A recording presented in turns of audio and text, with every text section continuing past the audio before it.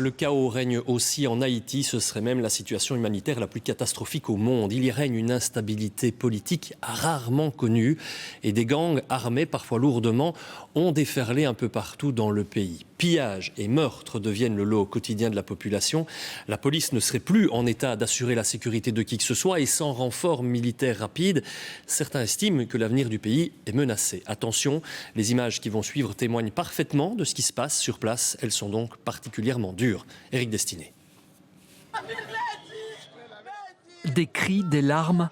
Cette dame vient de retrouver le cadavre de son mari devant cette station-service d'un quartier de Port-au-Prince.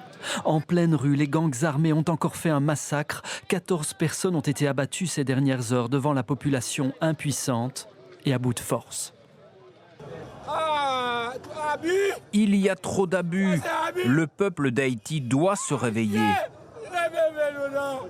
En Haïti, les gangs armés sèment de plus en plus la terreur face à des autorités complètement dépassées.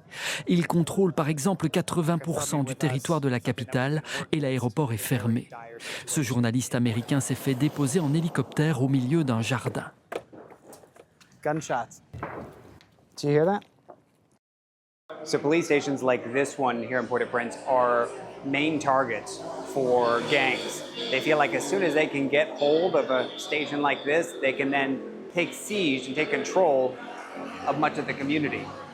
Depuis la démission du Premier ministre haïtien il y a une semaine, l'UNICEF décrit la situation dans le pays comme proche du film Mad Max, comprenez, apocalyptique. Les États-Unis parlent d'une des pires situations humanitaires au monde. Résultat, les habitants se massent à la frontière avec la République dominicaine pour tenter d'acheter de l'autre côté de quoi se nourrir, mais on ne les laisse pas faire. Ils nous prennent tout. On achète des bananes et on ne peut même pas passer la frontière avec.